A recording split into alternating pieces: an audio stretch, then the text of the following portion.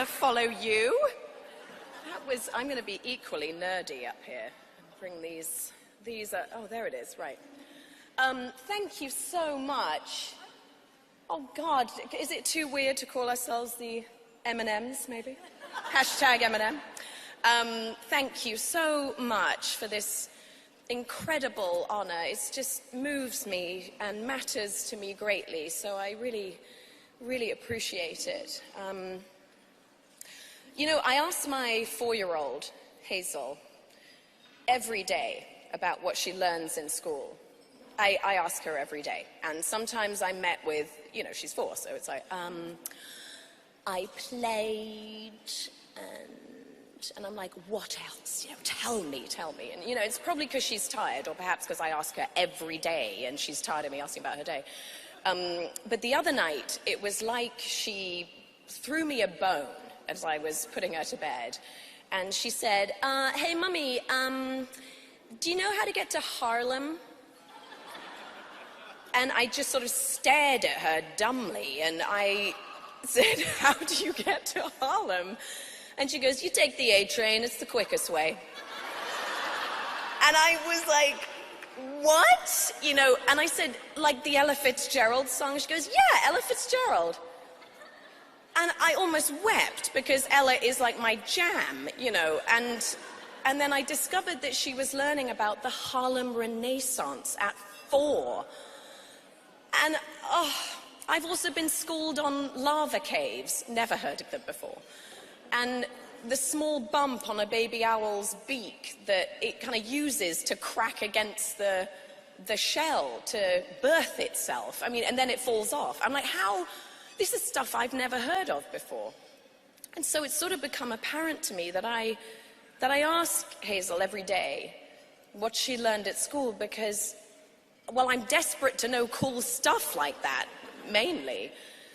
But to learn from her, and I just sort of adore the look of delight in her eyes when she realizes she's teaching me something I knew nothing about. And she's just being nourished and inspired at school in ways I clearly can't keep up with. And I see in her, and now in our youngest daughter, too, that they yearn to learn. They crave it, and in return, the world sort of lights up for them and invites them to absorb the infinite possibilities that are available to them. And they are lucky enough, and as was I, and as were most girls that I knew growing up, that your dreams were not ever going to fall on deaf ears, and that your thoughts and your voice mattered and could make a difference. And I said this to the incredible Malala Yousafzai when we met for the first time. And I was, in fact, rather overwhelmed to sit with her. My husband, John, and I discovered this very deep connection to Malala's cause for women's education, spurred on by the arrival of our 2 daughters. And she and her extraordinary father agreed to meet with us in London. It's a train ride away from where they now live in Birmingham, in England.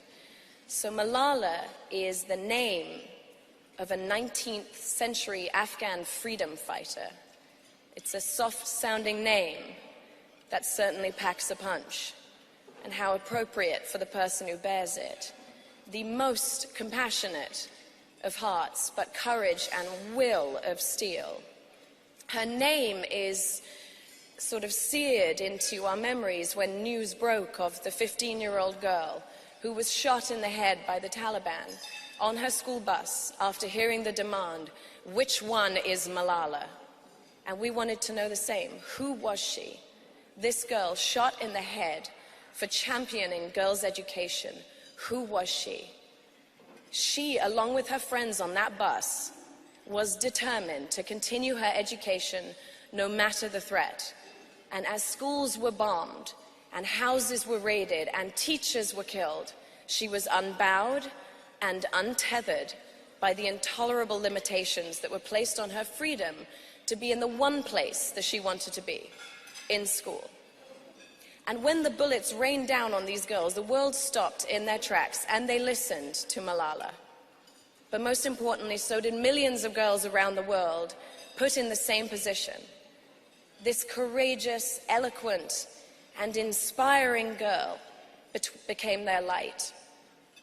There are over 130 million girls missing out on an education because they have to work, or they are married by the age of 12, or they lack access to school facilities, or have to care for younger siblings, denying them their fundamental right to an education. And the Malala Fund is working tirelessly to ensure 12 years of school until they are 18 for every girl worldwide. So from empowering local leaders to shift the old-fashioned mindsets of early marriage in Pakistan and many other countries, creating learning programs for out-of-school married girls in Kenya, they give access to quality education for Syrian refugees, building schools in remote and rural areas. They are girl by girl transforming communities. The potential for socio-economic growth when the other half of the population is given the opportunity to learn and then to work is limitless. Malala knows this, and they are seeing it firsthand in the communities they have touched, that if women are given a voice, they are using it. When they are handed the purse strings, the communities thrive. When they are given a job, they flourish. They organize better, they galvanize more passionately, and they are more likely to encourage peace, where peace should be the priority. I remember Malala's father saying something to me that I will never forget. He said, "Too many women die as if they have never been born." And I have never forgotten it. And John and I both feel we want to do as much as we can to help ensure that that statement doesn't hold true in the future. And I know that I will never meet anyone more inspiring than Malala in my lifetime. I mean, she's only the youngest ever Nobel Peace Prize laureate. I doubt anyone could top her, really. She has set such a high bar. But her dream is that there will be others just like her.